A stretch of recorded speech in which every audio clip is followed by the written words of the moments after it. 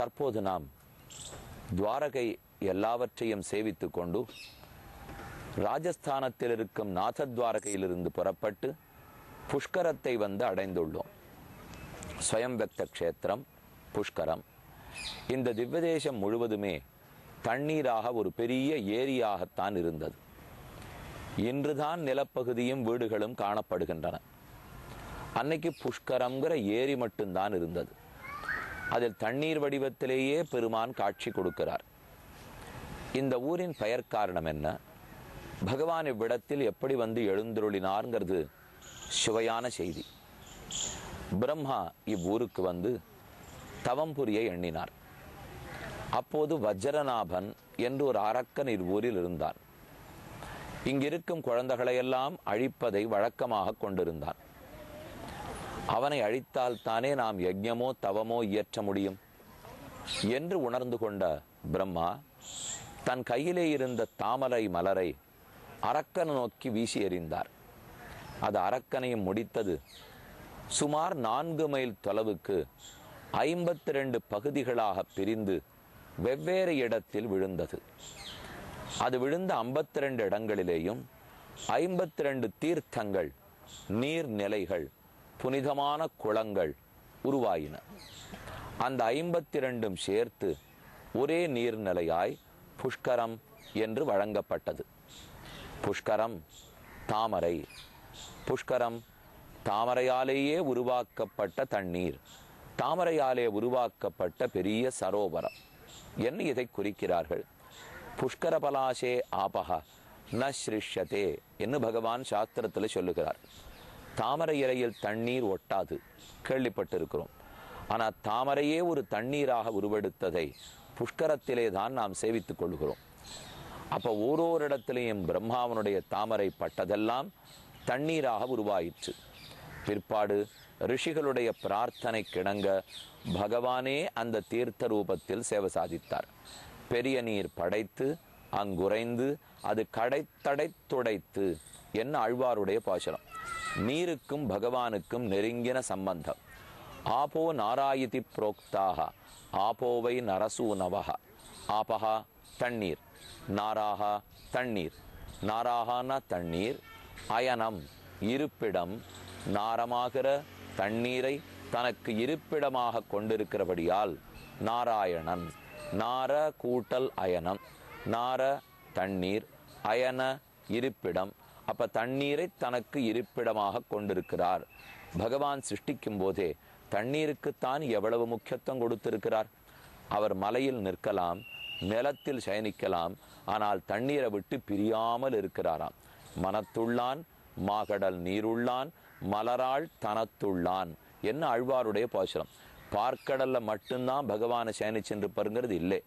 எந்த இடத்துல நீர்நிலை இருந்தாலும் அங்கெல்லாம் பெருமான் சயனித்திருக்கிறார்.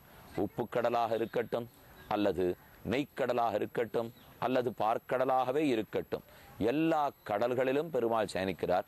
இந்த நீரே கடலை போல பெரியதாகத்தான் காட்சி கொடுக்கிறது. தற்போது இதை செப்பனிடும் பணி, தூர்வாரும் பணி ஆகியவைகள் நடந்து கொண்டு வருகிறபடியால் சிறியது சிறியதாக நாம் சேவிக்கிறோம். ஆனால் இந்த ஊர் முழுவதுமே புஷ்கரமாகத்தான் இருந்தது. தற்போது இந்த புஷ்கரம் 3 ஏரிகளாக பிரிந்திருக்கின்றன. ஒன்று ஜேஷ்ட புஷ்கரம்னு பேர், அடுத்து மத்திய புஷ்கரம்னு பேர், மூன்றாவது கனிஷ்ட புஷ்கரம்னு பேர். இந்த 3ஐயும் வரிசையா சேவிப்போம். என்னதுன்னு சொல்றேன். புஷ்கரம் தீர்த்தம். அதில் இப்போ நாம் சேவிச்சுருக்கிறது தான் பிரதான தீர்த்தம் மத்திய புஷ்கரம். இது விஷ்ணுவுக்குன்னு இருக்கக்கூடிய ஆஸ்தானம். இது தவிர ஊருக்கு வெளியிலே சற்று தள்ளி ஜேஷ்ட புஷ்கரம் உள்ளது. அது பிரம்மாவுக்குன்னு இருக்கக்கூடிய ஆஸ்தானம். இந்த ஒன்னொன்னுமே கலை போல இருக்குங்கிறத நீங்க சேவித்துக் கொள்ள வேண்டும். ஜேஷ்ட புஷ்கரம் பிரம்மாவனுடைய ஏரி. அதே போல கனிஷ்ட புஷ்கரம் அது சிவபெருமானுக்கு ஆஸ்தானம். அப்ப சிவனுக்கு கனிஷ்ட புஷ்கரம், மத்திய புஷ்கரமாய் பகவான் விஷ்ணுவுக்கு, ஜேஷ்ட புஷ்கரமாய் பிரம்மாவுக்கு, இப்படி பல 3 தேவதைகளுக்கும் இவ்வூரில் 3 புஷ்கரங்கள் உள்ளன. பகவானே மத்திய புஷ்கரணியில் தீர்த்த ரூபத்தில் சேவை சாதிக்கிறார். இது புஷ்கர க்ஷேத்திரத்துக்குண்டான மகாத்மியம். இது தவிர இந்த திவ்யதேசத்துல முக்கியமான நிகழ்வு ஏற்பட்டது. அதை நாம் அடுத்த நாள் சந்திக்கும் போது சொல்றேன். கூடவே அதற்கும் பிரம்மாவுக்கு ஒரு கோவில் இருக்கு இந்த ஊர்ல. மற்ற எந்த இடத்துலையும் சட்டுன்னு சேவிச்சிட முடியாது. பிரம்மாவுக்கு ஏன் இந்த ஊர்ல கோவில் வந்தது அப்படிங்கிறதையும் சேர்த்து தெரிவிக்கிறேன். தற்போது 16வது அத்தியாயத்தினுடைய சுருக்கம் என்னான்னு பார்ப்போம். 15வது அத்தியாயத்தாலே தானே புருஷோத்தமன் என்று பகவான் அறுதியிட்டார். இனி 16, 17, 18 மூன்றே அத்தியாயங்கள் தான் உள்ளன. அதில் 16வது அத்தியாயம் தேவாசுர விபாக உக்தி பூர்விகா சாஸ்திர வஷ்யதா தத்துவ அனுஷ்டான விஞ்ஞான ஸ்தேம்னே ஷோடச உச்சியதே. இவைகள் 16வது அத்தியாயத்திலே சொல்லப்படுகின்றன. தேவாசுர விபாகோக்தி பூர்விகா சாஸ்திர வஷ்யதா. நாம் அனைவரும் சாஸ்திரத்துக்கு வசப்பட்டிருப்பவர்கள். சாஸ்திரம் சொன்னபடிக்குத்தான் ஆராதனம் பண்ண வேணும். சாஸ்திரம் சொன்னபடிக்குத்தான் கர்மங்களை அனுஷ்டிக்க வேணும். சாஸ்திரத்துக்கு நாம் கட்டுப்பட்டவர்கள். இதைத்தான் இந்த 16வது அத்தியாயத்தில் சொல்ல வரார். ஏன்னா அவனவனுடைய கர்மத்தை செய்ய வேணும்னால் எது வழிகாட்டி? எது சொன்னபடிக்கு நாம் கர்மத்தை செய்ய வேண்டும்? சாஸ்திர வஷ்யதா. சாஸ்திரம் சொன்னபடிக்குத்தான் நாம் கர்மங்களை அனுஷ்டிக்க வேண்டும். அதை சொல்ல வந்த கண்ணன் அதற்கு முன்னோடியாக மற்றொரு அர்த்தத்தை தெரிவிக்கிறார். அப்படி சாஸ்திரப்படிதான் நடக்கணும்னால் எல்லாரும் நடந்துடுறார்களா? நடப்பவர்கள் உண்டு, கேட்பவர்கள் உண்டு, கேட்காதவர்களும் உண்டு. ஆகையாலே யாரெல்லாம் சாஸ்திரம் சொன்னபடிக்கு கேட்கிறார்களோ அவர்களெல்லாம் ஒரு கோஷ்டியா பிரிச்சுடுறார். யாரெல்லாம் சாஸ்திரம் சொன்னபடிக்கு கேட்கல மீறி நடக்கிறார்களோ அவர்களையெல்லாம் மற்றொரு கோஷ்டியாக பிரிக்கிறார். எந்த கோஷ்டி சாஸ்திரம் சொன்னபடி கேட்கிறதோ அவர்கள்லாம் தேவர்களாம். எந்த கோஷ்டி சாஸ்திரம் சொன்னபடி கேட்கறது இல்லையோ அவர்களெல்லாம் அசுரர்கள். என்ன இன்னார் தேவர்கள் இன்னார் அசுரர்கள் என்று 16வது அத்தியாயத்தாலே பிரித்து விடுகிறார். தேவாசுர விபாக அத்தியாயம். தேவன் யாரு, அசுரன் யாரு? இப்ப தேவாசுரர்களை பிரிக்கிறது இந்த அத்தியாயத்தினுடைய நோக்கம் அல்ல. சாஸ்திரத்துக்கு வசப்பட்டு கர்மங்களை செய்ய வேணும், அதுதான் இந்த அத்தியாயத்துக்கு நோக்கம். ஆனா அப்படி யாரு செய்யறா யாரு செய்யலே அப்படிங்கிறத பிரிக்கிறதுக்காகத்தான் தேவர்களாரு அசுரர்களாருன்னு கண்ணன் சொன்னார். அப்ப தேவாசுர விபாக உக்தி, தேவர்கள் அசுரர்கள் என்கிற வேறுபாட்டை சொன்னது. பூர்விகா அதை முன்னிட்டு கொண்ட சாஸ்திர வஷ்யதா, நாம் எல்லாரும் சாஸ்திரத்துக்கு வசப்பட்டவர்கள் என்பது சொல்லப்பட்டு தத்துவ அனுஷ்டான விஞ்ஞான ஸ்தேம்னே ஷோடச உச்சியதே. தத்துவத்தை பத்தினா ஞானம் ஏற்பட வேண்டும். பகவானே முழுமுதற் கடவுள், ஈஸ்வரனே தத்துவம், அவனேதான் சர்வேஸ்வரன் சர்வாதிகன் என்கிற ஞானம் ஏற்பட வேண்டும். அனுஷ்டானம், அதுக்கு தகுந்த அனுஷ்டானம் வேணும் இல்லையோ.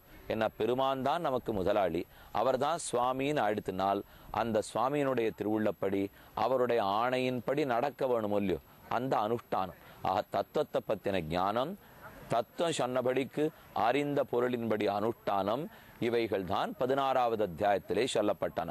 அப்படி அனுஷ்டானம் பண்ணும்போது சாஸ்திரம் சொன்னபடிக்கு செய்ய வேண்டும். நம்ம இஷ்டத்துக்கு செஞ்சுவிடக்கூடாது. சாஸ்திர விதிம் உத்ஸ்ருஜ்ய வர்த்ததே காமகாரதா நசசித்திம் அவாப்னோதி. இந்த கண்ணன் இந்த அத்தியாயத்தில் 16வது அத்தியாயத்தில் தெரிவிக்கிறார். யஹா, யாருத்தன் சாஸ்திர விதி உத்ஸ்ருஜ்ய, சாஸ்திரம் விதிக்கு இருக்கிறத விட்டுட்டு அதை மீறி நடக்கிறானோ வர்த்ததே காமகாரதா, தானாசப்பட்டு நடக்கிறார். சாஸ்திரம் சொன்னபடிக்கு நடக்கலை. நாம பல பேரும் பொய் பேசக்கூடாது இருப்போம், திருடக்கூடாது இருப்போம், நல்லதே நினைக்கணும் இருப்போம். ஆனா இதெல்லாம் நீங்க ஏன் இருக்கீர்கள், ஏன் பொய் சொல்லாம இருக்கீர்கள்னா எனக்கு பிடிச்சிருக்கு இருக்கேன், அதைத்தான் கூடாதுங்கிறார். சாஸ்திரம் விதித்ததுங்கிறதுக்காக இருக்க வேண்டும். ஏன்னா எனக்கு பிடிச்சிருக்குன்னு பொய் பேசாம இருந்தேன்னா அப்புறம் சாஸ்திரம் ஒன்ன விதிக்க அது ஒருவேளை எனக்கு பிடிக்கலன்னு வச்சுங்க, எனக்கு பிடிக்கலே செய்யலன்னு சொல்லிடுவோம். அதனாலே மொத்தத்தில் அடிப்படை எது பேசிக்கா இருக்கணும்னால் ஃபண்டமெண்டல் சாஸ்திர சொன்னத்தை கேட்பது. இப்போ ஏகாதசி அன்னைக்கு விரதம் இருக்கணும் அப்படின்னு சாஸ்திரம் விதிக்கிறது. நான் ஏகாதசி அன்னைக்கு தான் விரதம் இருக்கணும். இல்லை சாமி எனக்கு ஞாயிற்றுக்கிழமை லீவு, அதனால அன்னைக்கு வேணா உபவாசம் இருக்கட்டுமா, அன்னைக்கு வேணா பட்டினி இருக்கட்டுமான்னு கேட்டால் என் இஷ்டப்படி நாட்களை தேர்ந்தெடுத்து பட்டினி இருந்தால் அவன் சாஸ்திரப்படி இருக்கலே. சாஸ்திரம் சொன்னபடி பட்டினி இருந்தால் அவர்கள் எல்லாரும் தேவர்கள். இன்னும் தேவர்களின்னார் அசுரர்களின்னார், சாஸ்திரத்தின்படி நடப்பவன் நடக்காதவன் என்று கண்ணன் பிரித்து கொடுத்திருக்கார். இனி இன்னென்ன ஸ்லோகத்தாலே தேவர்களுக்கு சில அடையாளம் சொல்றார், அசுரர்களுக்கு சில அடையாளம் சொல்றார்.